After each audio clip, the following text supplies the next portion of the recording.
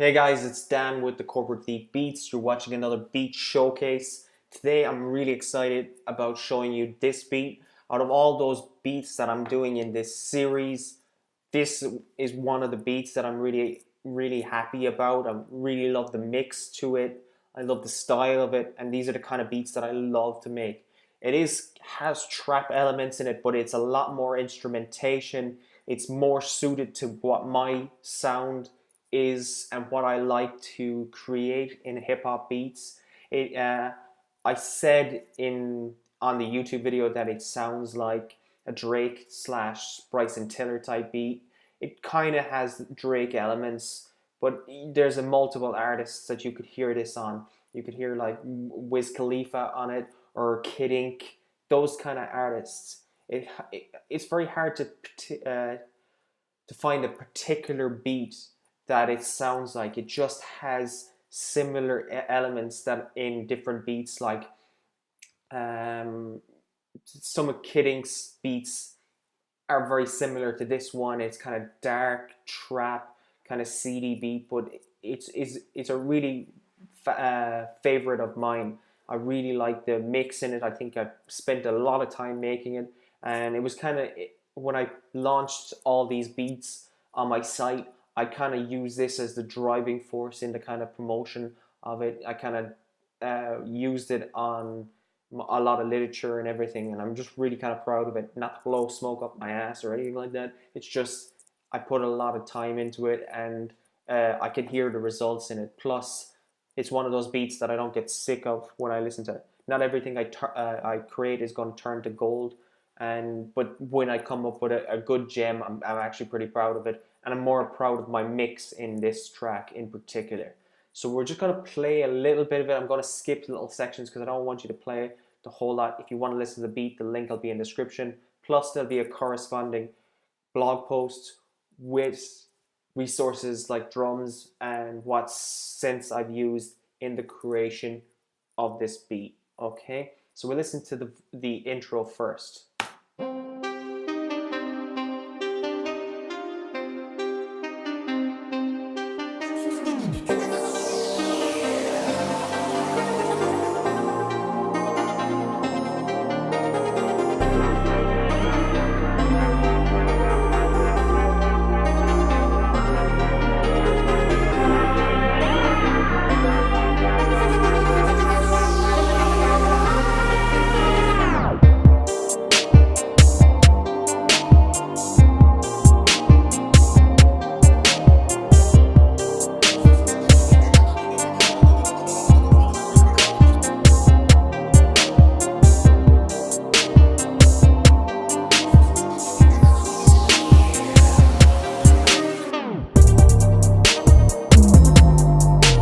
I'm just going to pause there. I know it was getting interesting there, but you can hear the vibe of the track. There's a nice movement in there. There's really good elements in there, but it's still very clean. Even though with all the 808s, with all the kind of tricklets and ear candy in there and sounds, it still sounds very clean for a rapper. And you can hear the switch up in the middle of that verse. It would be very exciting for a hip hop artist to rap on. So we'll just come back to the start and we'll just take a listen to what elements that I used to create that intro, okay? The first synth is a massive synth. It's called Oriente, and we'll just kind of take a look at what's the makeup of that. We'll just drag that down and we'll just open up the MIDI and we'll just take a look and we'll press that solo. So this is the first instrument and it's a massive synth. I'll just bring that over in so you could see it. It's called Oriente, and all I did was just add some spread on it, just to kind of widen it in the mix, and it's bust out to some reverbs as well. Okay, and we'll just take a listen to that, and it's kind of sounds like kind of a weird melody, kind of like a saxophone kind of synth. It's really weird. But it's very fast as well. Let's take a look at the BPM just to be sure. And the BPM is 135. It sounds faster than that, but it's just 135. It's in the key of C major, and its signature is 4/4. And we'll just listen to the riff again. 1 second. I'll just double the riff there so we can hear what I'm talking about.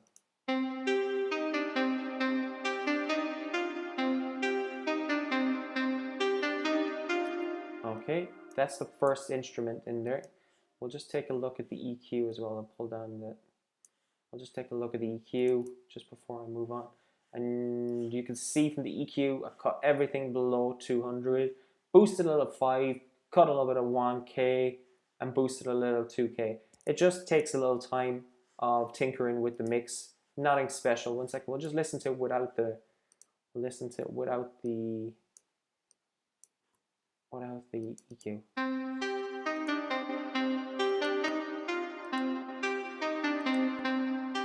And you can hear that it's actually just a little bit cleaner with the EQ. It's actually a linear EQ that I've used on it, actually. I tend to like the linear EQ. I can kind of hear what I'm actually doing with it. Some EQs, you can tinker with them all day, and you don't really hear any difference. I'm pretty blunt when I'm using plugins. If I don't hear it, I'm not using it. It's just a waste of time, and that's just my preference. But I could hear it there. Sometimes I might have to scoop out a little bit more because I know the vocals are going to come in and dominate that sections of the mid-range and maybe little sections of the highs if there's a singer actually singing over the track. And second synth is following that same melody as the Oriente, and it's called Kodo Sin or something like 7. Weird name. 1 second now.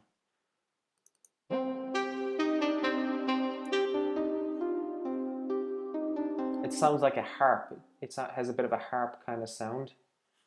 We'll just take a look at the EQ for the Kodo Sin, and it's similar. It's anything below 200 hertz is cut off.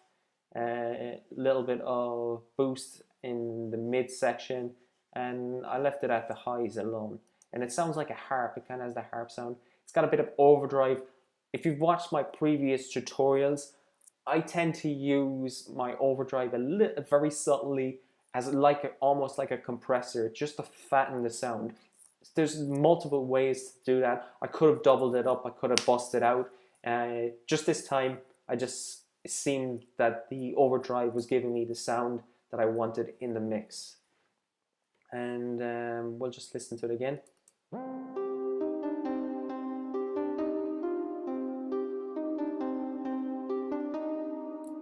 And it's together, it just brings out little pluck sounds. It just accentuates the original synth.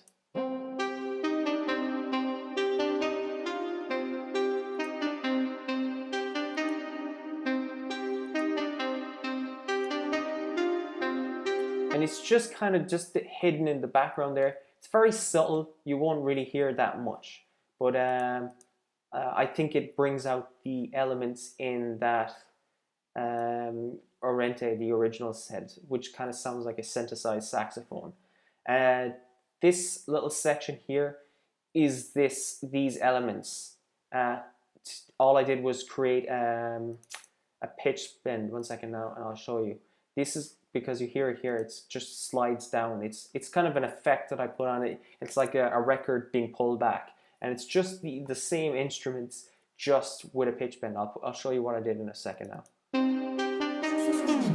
So you can just hear that and it's just a record, like that record being pulled back sound, but it just fits the mix there with the and it fits the elements within the song as well to bring in other elements as well. It's something that I don't tend to use a lot.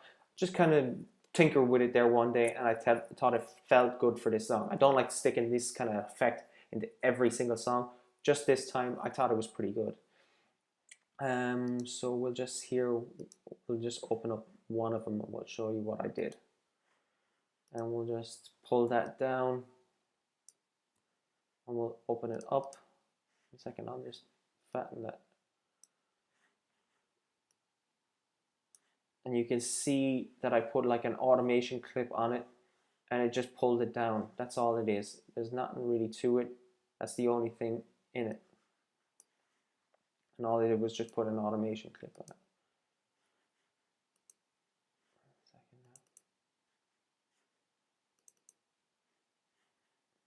It's being difficult for me.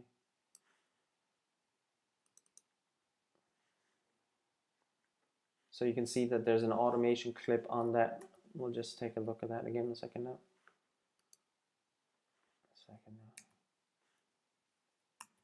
Logic's being difficult for me. Kaido, Sin, you see all these now. You can see that they all have an automation clip on it to pull it back down. You can see that there's other automation clips there as well. In a second now.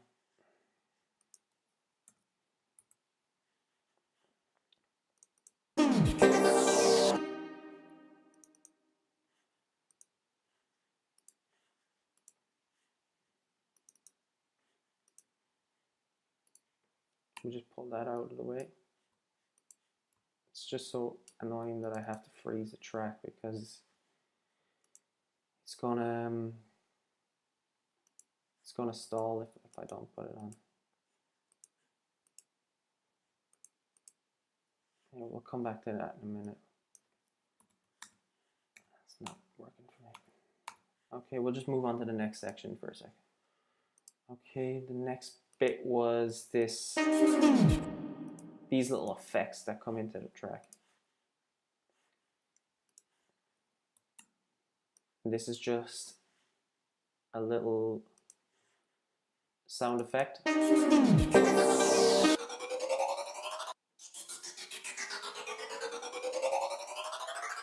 And this is just a sound effect that I found in the pack. There's nothing really to it. I didn't really do anything. There's not even any EQ in it. It's clean mixed to it.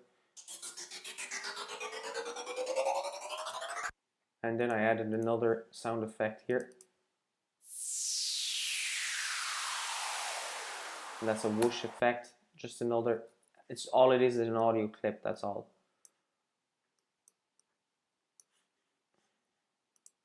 Okay. But all of them, those effects just are transition effects, that's all. They just accentuate what's coming in next. That's all they do. Next instruments are called thick pulse and misbehavior. We'll just take a listen to them. Okay, these are kind of my sawtooth synths. And we'll just take a listen to the first one.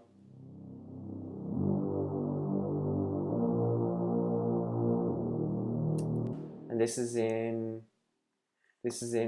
massive. 1 second now, we'll just play that one on its own. This is in massive. And it's called the matrix that would be thick pulse. And I have a nice EQ on it as well. I probably have a tight EQ. We just listen without the EQ.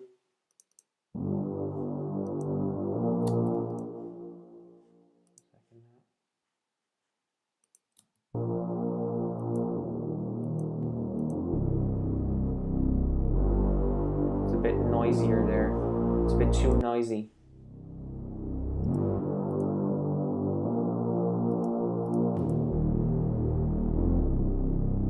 Bit too noisy with that without the EQ on there, and you can see that I have a harsh EQ on it.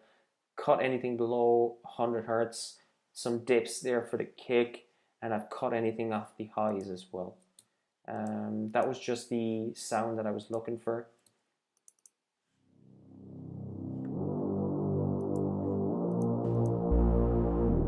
It's a bit too noisy there. I just kind of want that kind of swirling sawtooth sound. I just want the roar of it because my kick and my sub bass is going to fill in that void later on. Next one was the second now.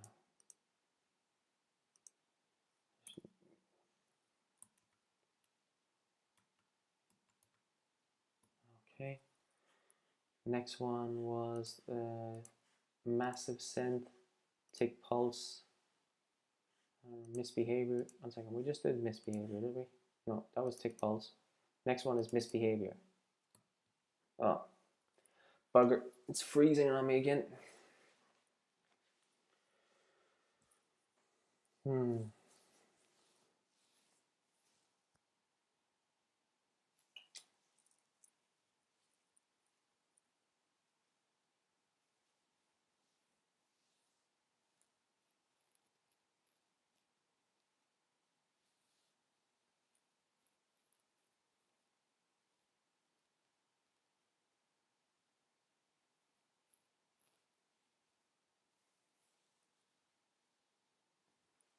Okay. We listen to the misbehavior.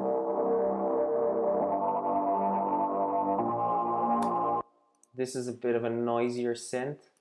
Isn't really it isn't really that bassy. It's a lot of like midsection with a little bit overdrive on it. So we'll just listen to the synth without any effects on it,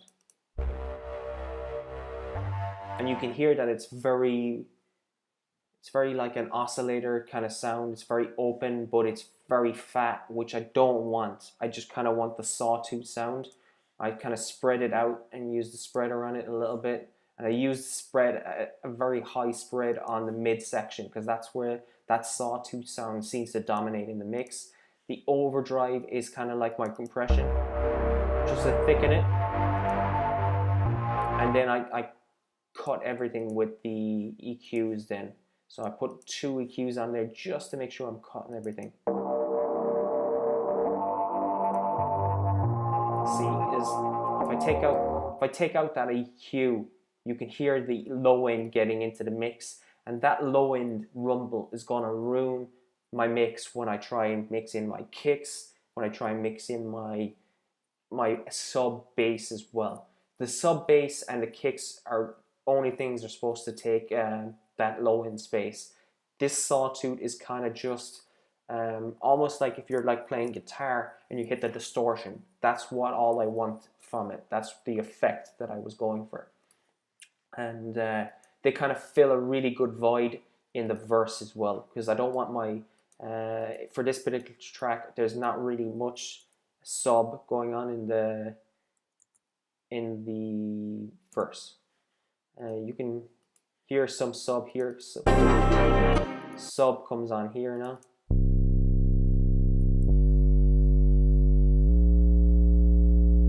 And it sounds so boring there, if to be honest. It sounds like a reso bass, but it sounds very boring and flat. But when you pull all the elements to it, it'll sound a little bit thicker. We'll just take a look at the MIDI notes that are in that section, just to give you an idea. And it's just kind of a chord progression. There's nothing special about it.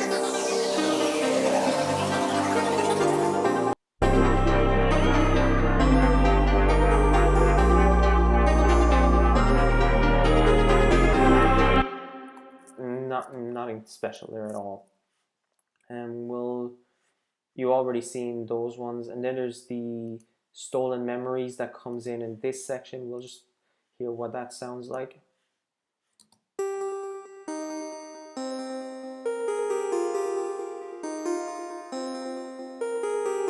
It's a very clean crystal kind of sound.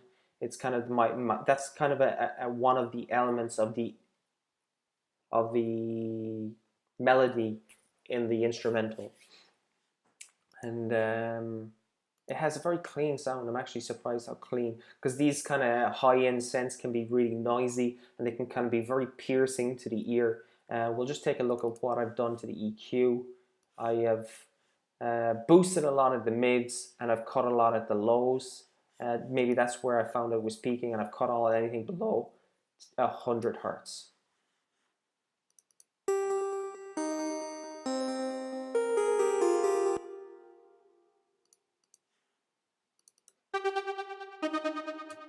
And then this warrior lead is this is kind of funny, because I wouldn't normally use this sound, but it just goes to show when you're actually experimenting with sounds what you can come up when you stick these two sounds together. They actually sound like they really work against well with each other.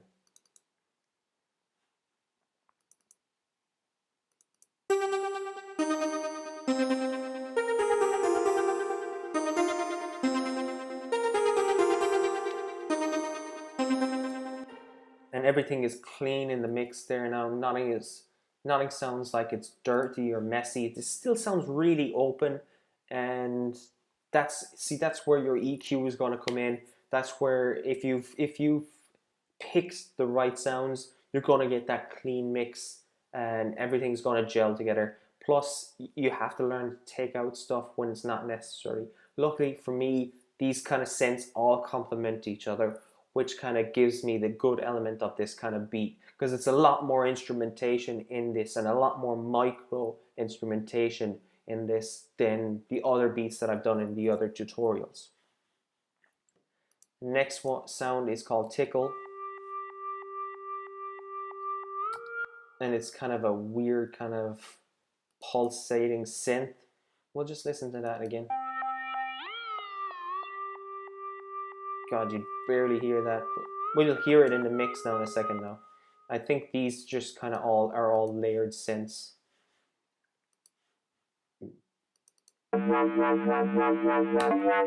And this is kind of my dubstep kind of sound that comes in it. This is really important in the mix. This kind of is a weird element. I don't really like dubstep. I've never really liked it. And a lot of people were just kind of jumping on the dubstep bandwagon at that time when it came really popular with Deadmau5 and stuff like that. I never really liked it, and I didn't really like it in trap beats, but this time it seemed to work with me. I put it in by accident. I didn't think it was. I'm just kind of like going through my mix, flicking through different synths, and this comes on, this kind of sound. And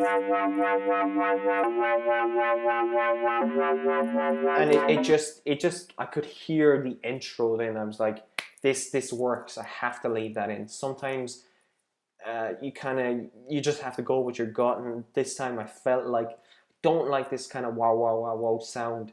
I really don't like it, but this time with all these other synths, like even with this vintage lead,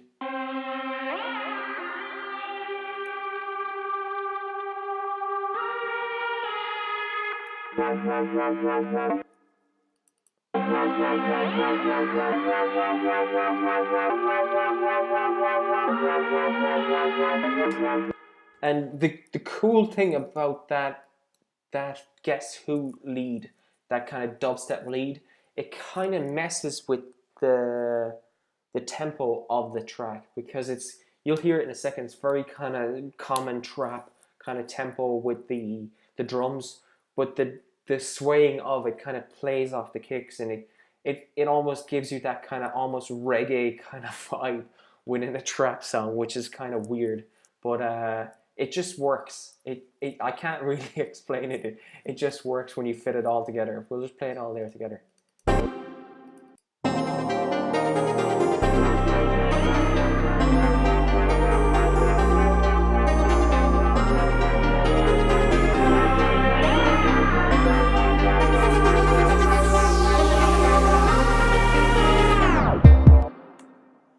Okay, and these sections down here are just the same kind of slow down effect again. I think these sections down here, I think these are just one second now. Stolen Memories. 1 second, we'll just play that again. Yeah, these are the same sense up here. They're just slow down effects. That's all they are. It's the same. This little section.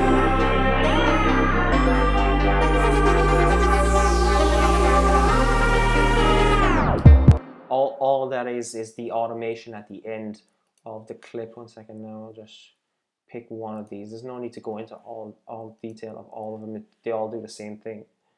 We'll just see if it lets me do it this time.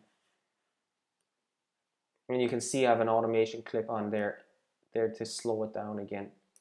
And that just kind of brings in that record kind of slow down kind of clip that you hear at the end of each, and I have that done on all of these sections here. Okay, moving on to the drums. Okay, the drums are very kind of standard. They kind of hit on the 2 and the 4. They're not really crazy, but it's all the instrumentation.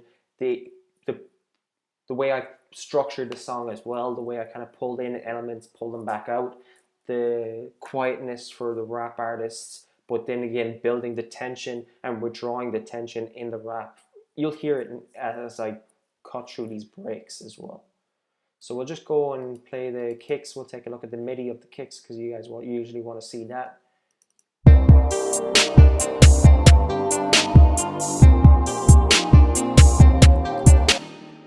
Okay, the kicks and the snares are going to play here.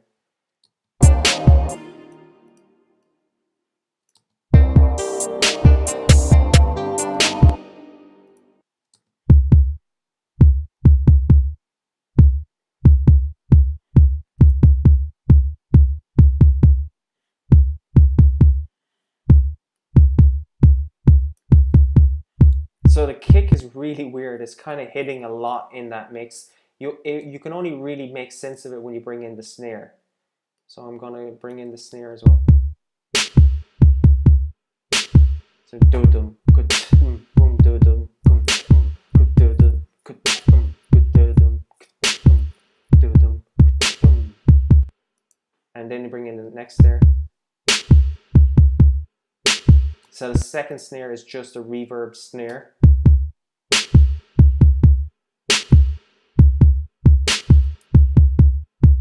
It just thickens my other sound. And we'll just bring in my snare rolls, and they just do a small roll after the snare.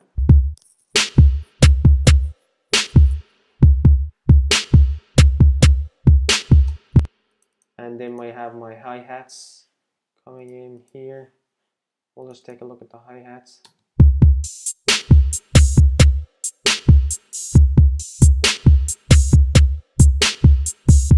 So the hi-hats are kind of playing this weird kind of metronome, but they kind of play off each other.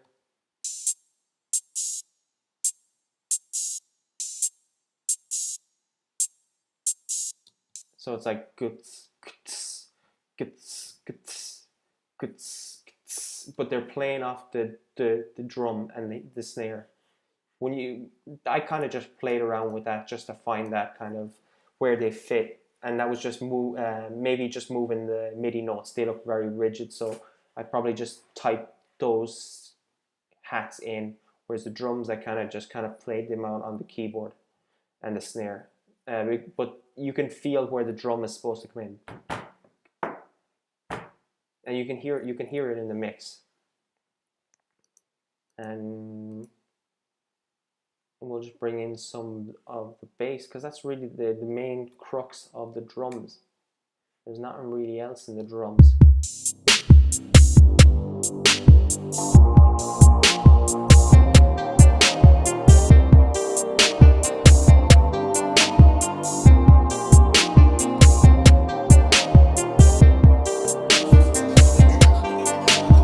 You can hear the effects coming in and out there as well. They just kind of add elements within the mix.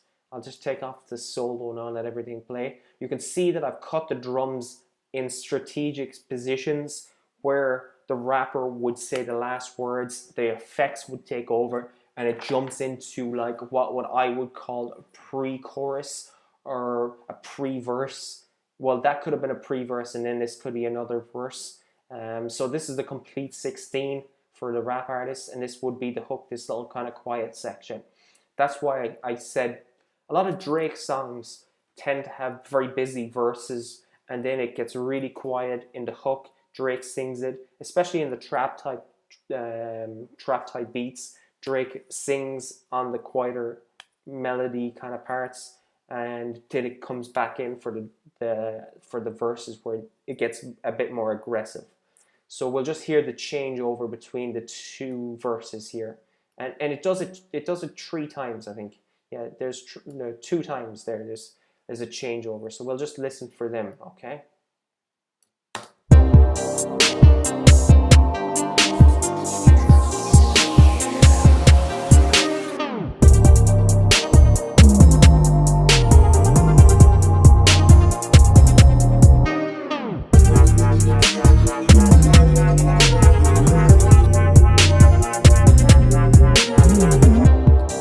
Okay, so we heard something that kind of bounced around there, and that was our 808 kick coming in. So not only do we have the deep sub bass, we have an 808 comes in as well, and that kind of gets bounced around off the kick. And we'll just listen to the drums there with the 808, what's it doing, because it kind of got masked by that dubsteppy sound.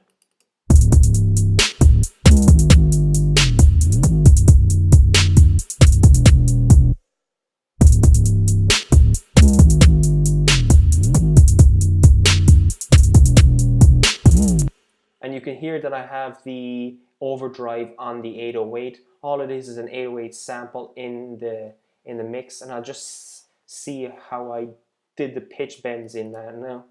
And you can see that I drew the pitch bends in there. I wouldn't do the pitch bends for the drums on the keyboard because it's grand for the synthesizer. I think I can control the notes by ear a little bit better with a synthesizer controlling it from the modulations or the pitch bend on keyboard. But with the 808, if it's slightly off, the beat will just sound terrible. So I have to make sure that I'm hitting I'm keeping it in key. So if I even like just up a semitone or two, the beat will just sound horrid, and it will be completely out of key, and it will kind of knock everything off in the mix. So you can hear in that section, because it's almost playing like its own melody in this section where it kind of moves around. So the 808 is following the drums, but it is kind of moving around in that section.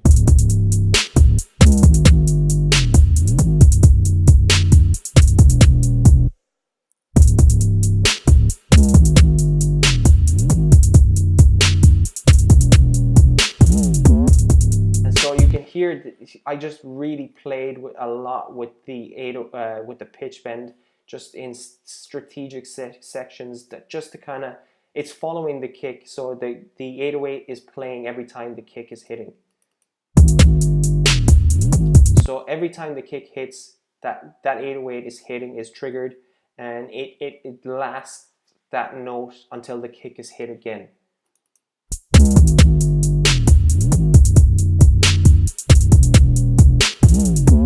So you can hear that it went up and went down there really quickly, but when you hear it play off the dubstep sound, you really hear the excitement that I have for this beat, but the excitement and the tension building that the rap artists can rap over. And so I really like the elements in this beat, and we'll just kind of listen to the continue on with that section and see how it breaks into the hook.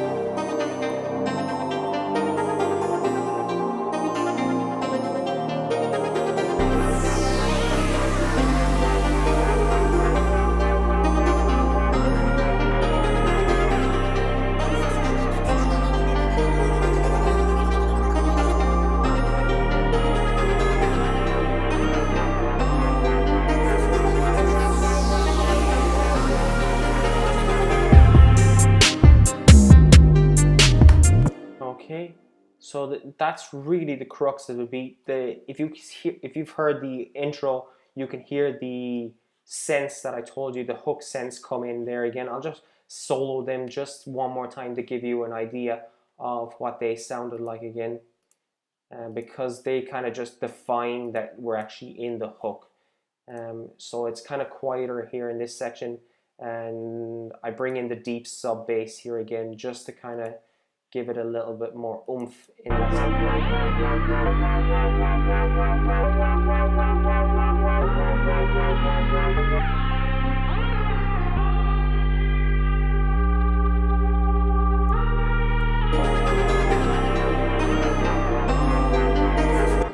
And everything in this beat sounds so clean. I'm actually pretty proud of that section there. That little hook and the little gaps in the verse, the way the 808 comes in. Normally, most people would have that 808 being played throughout the whole thing. If you see that I only have it in 4-bar sections, which is kind of crazy, but it just really works. It just sounds so good there in those sections.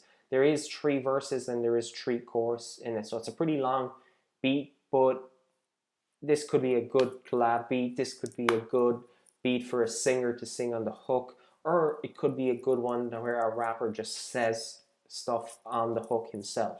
But it has so many different elements in it, and it has such a busy kind of sound, but it still has a very clean, quiet sound, that it's not too busy, that it's not actually interfering with the hip hop artist, even though that kind of change up. But I think that would entice the rapper to kind of rap a little bit more, rap a little faster, kind of spit out some more words in each bar, something like that Busta Rhymes would do in this section or something like that.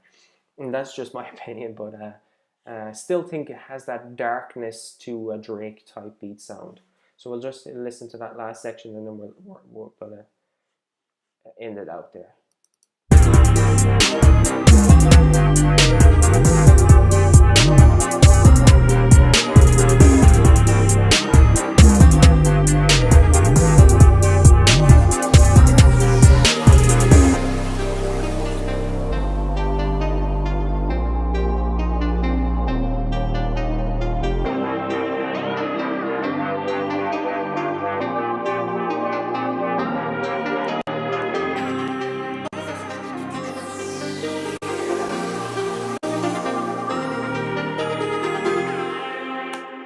Okay guys, this was Dan with the Corporate Thief Beats. This was a tutorial to show you how to create a Drake, Bryson Tiller type kind of trap, kind of dubsteppy beat, and I really hope you like it. If you're a hip hop artist and you want to get this beat, there's a link in the description, plus there's also a corresponding blog post if you're a beat maker, you want to see whatever drums and stuff that I used to create this beat. Don't forget to like, share, and subscribe, and I'll check you out in the next video. Take care guys, bye.